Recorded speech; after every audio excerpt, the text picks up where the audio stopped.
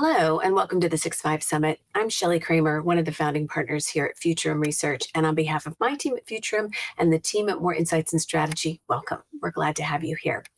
In this spotlight session, Futurum's Daniel Newman is joined by Austin Russell, the founder and CEO of Luminar. Their conversation today covers the big themes of autonomous vehicles and lidar and what's in store for this emerging technology over the coming decade. If you drive a car, chances are good this is a conversation you'll want to hear. Let's go have a listen.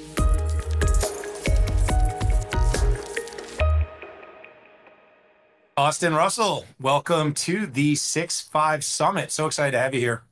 Thanks for having me. It's always fun to chat. Sometimes we are able to do it here on video, and sometimes we randomly run into each other at F1 in Austin. But every time we've had the chance to have a conversation, I've always really enjoyed it.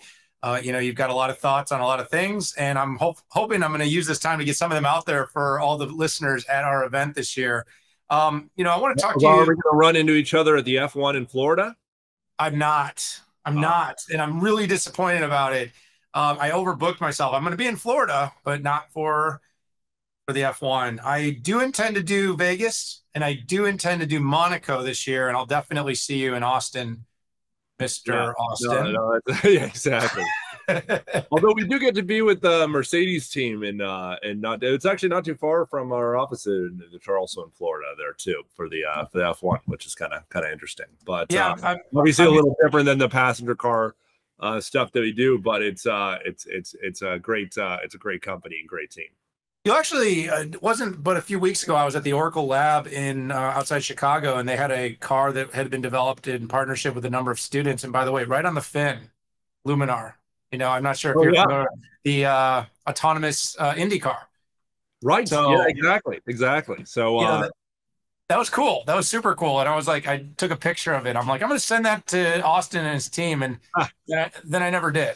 But that's what we do these days, right? We snap every moment and take a picture of it because data, need to capture every moment instead of living it. And then we never actually do the engaging stuff we intended to do with it. So you end up with like 700,000 photos that you never look at again. That's what we do with technology. But let's talk more about practical technology, because that's why I brought you here.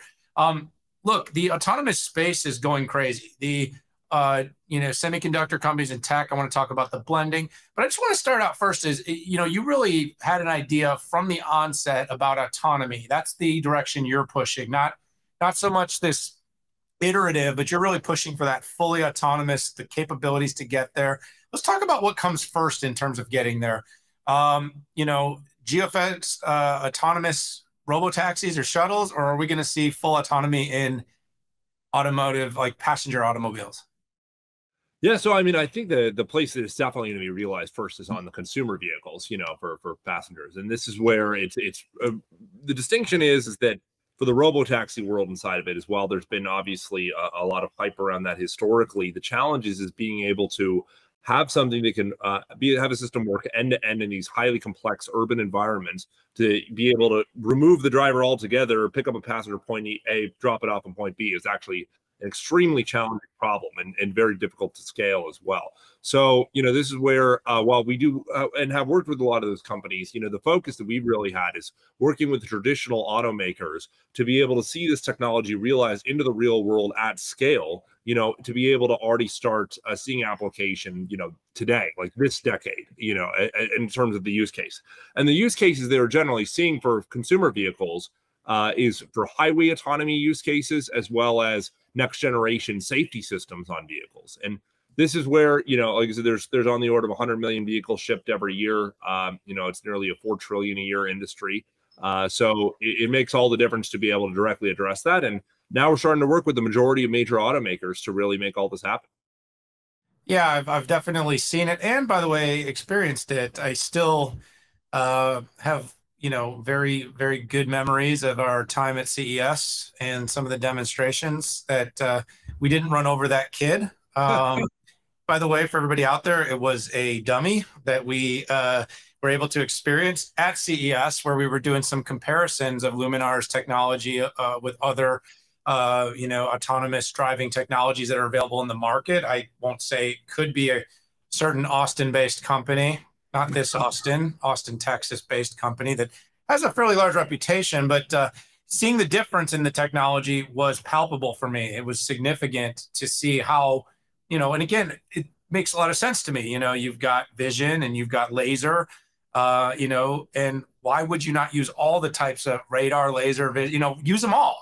To me, it's so logical. And I know price is a bit of a challenge, but you've worked a lot on that. And I want to hear more about that. But another thing, though, that I just think is so interesting is that effectively cars and computers, cars and chips have become almost synonymous. And I think the pandemic brought this out. The supply chain has made it obvious to people. What do you think all this is going? Is it changing the relationships that automakers are having with compute and tech companies? I mean, how is this new sort of realization shifting the landscape? Yeah, I mean, I think it's definitely companies. There's really a requirement to be able to work much more closely with the automaker itself, and we helped pioneer this model by being one of the first new tech companies in probably decades to be able to actually have a direct relationship with automakers, to be able to deliver to them, and to be able to actually work hand in hand collaboratively towards a solution. But I will say that for this is that everything you say totally. Totally agree with in terms of the capabilities of what it takes to make this happen. Automakers have realized more and more just how meaningful this kind of sensing system and technology and other stuff can make in terms of the safety of the vehicle and the autonomous capabilities and everything that's there. So yeah, it's continuing to improve, continuing to iterate, and working closely with them to be able to make that happen. It is a step function change in capability that's there versus the incremental approaches that have had with from a safety standpoint, and this is really what it takes to be able to make that difference and make that happen. Yeah, it's significant, and I'm watching sort of the press drop, and it's you guys, of course, and several of your friends and competitors, allies across the semiconductor space. A bunch of them are here at the summit. Are announcing we've created this partnership with this OEM and this partnership, and you're starting to see this real regular cadence of announcements coming out from automakers in partnership with chip makers, often best known for mobile phones or making laptops technologies, and now they're or gaming cards, and now they're the tech. And by the way, this isn't new. It's not like this just happened, but it's starting to become really visible, and especially I guess for us because we're in this market. But you guys have had a few announcements yourselves just recently. I saw Mercedes, Volvo, I think Nissan. A number of different announcements. Talk about that. Why are these different vendors picking to partner with Luminar? And like I said, how do you coexist in this greater sort of community of tech and automotive coming together? Because sometimes it's you guys, sometimes it's you and others, right? It's not any one semiconductor company taking all of the weight of the business on. Yeah. No, it's and when it comes to the overall landscape, I think it's fair to say that there's no question there's been a lot of increased attention, for this. When you take a look at the as you said, like the NVIDIAs and Qualcomms and Mobileye's and all this other stuff heating up, auto tech is the cool new thing as well when it comes down to it, to be able to have a new frontier to be able to actually expand the business, because a lot of times people have only reached. You can only do so much or reach certain heights, without actually getting into this. It is a massive market from just an addressable market standpoint, and it's clearly, as folks have said, and I think, I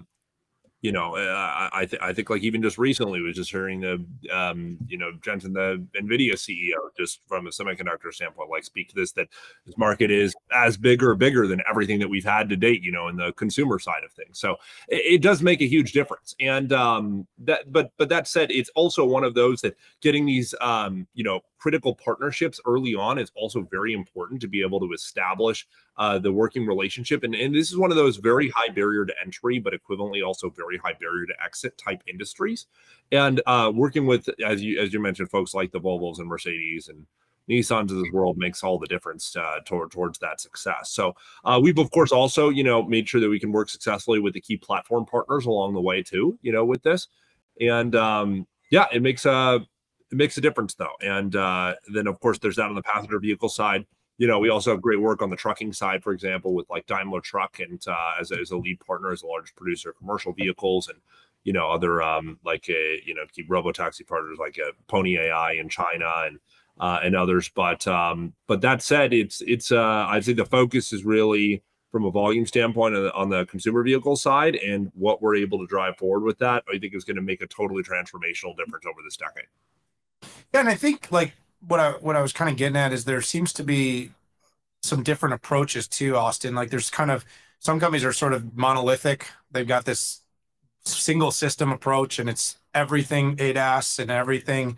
Other companies are kind of taking more of a bit of a building block approach where they're looking at the infotainment, telematics, policy, drive policy, ADAS systems, and they're kind of looking at them almost independently. Some of them are looking at multiple layers because, of course, you know, Luminar is going all in on lidar, right? I mean, that's the technology that you're buying in on, and in fact, I think you've actually pretty much publicly stated you think Elon Musk is just straight up getting it wrong, and so I can't help but want to ask that question because, again, I can definitely get more views by bringing this up. But no, in all seriousness, it's a real probable question of interest, you know, because, you know, there are the Tesla folks out there that will absolutely defend it to its death. They're almost like the Apple cult, right? The people that you can never convince them, no matter what. You could have a PC that can turn into a jet plane, and they're like, no, need a Mac, prefer my Mac. You know what I mean? Like, and I think there's a little bit of that kind of cult of Tesla that's coming out. But I think you know, as some of these companies you're working with, you know, I definitely believe companies like VW and BMW with what they're building are going to build very competitive. And then, of course, you got the next generations, the Lucids, and some of these companies that are building some pretty cool, intelligent vehicles. But Tesla's saying, no LiDAR. We don't think it's necessary.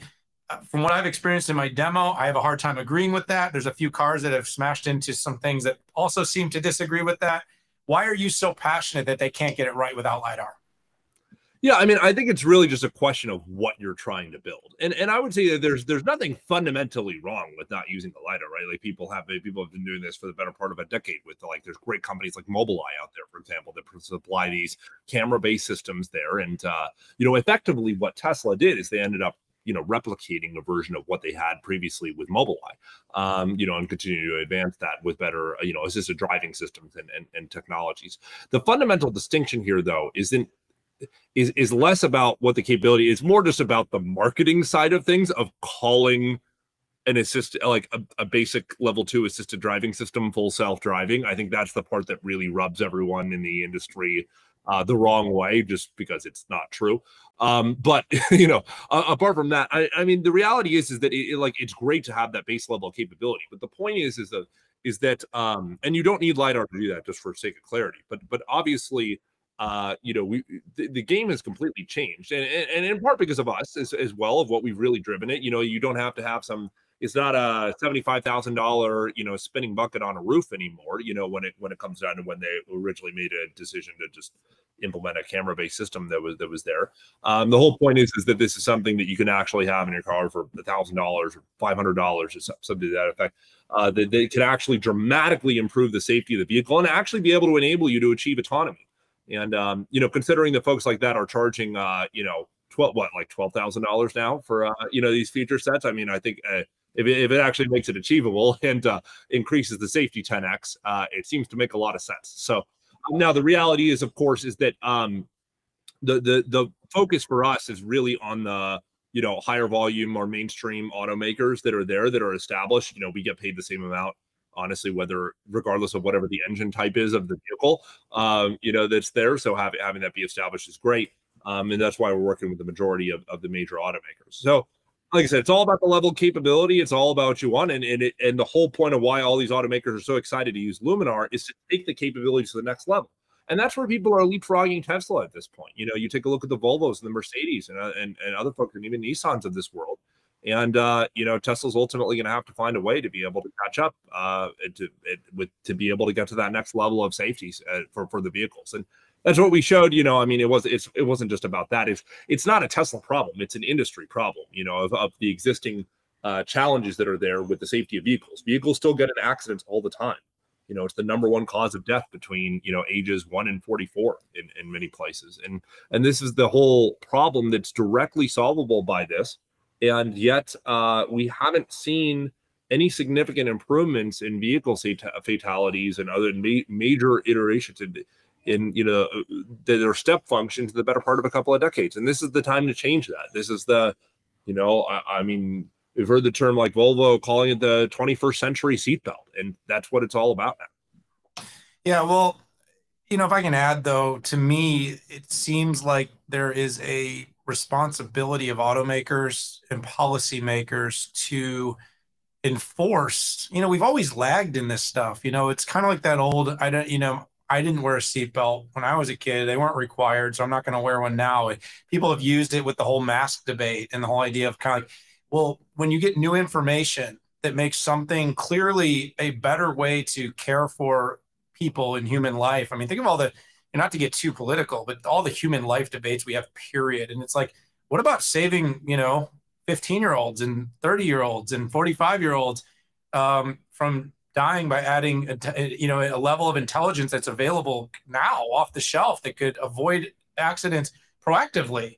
Not to get, not to get too on my high horse here, but to me, it's almost crazy that the legal and policy lags so much when there's technology that is available right now. So, I can understand that you don't want to subsidize my gaming habit, or you don't want to subsidize the fact that I might want a new iPhone every 6 months. But what about forcing or enforcing or creating policies that said, hey, there is better technology that could keep absolutely, yeah, 100%.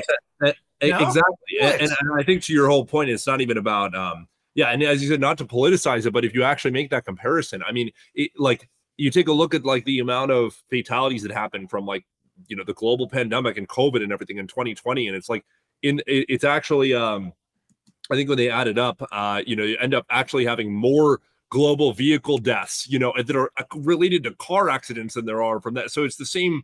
I mean, the same kind of magnitude of problem, but the thing is, it's become an accepted part of reality that that's just the way it is, and there's not much you can do, and it's just a fact of life, and it happens every single year. It's just, this is the crazy part. So totally solvable.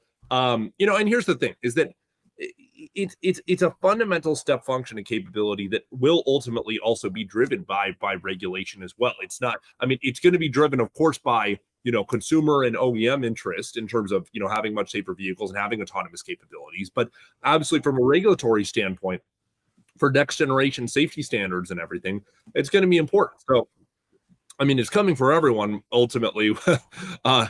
Even if you don't like the concept of a seatbelt, it'll be there at the end of the day in your car.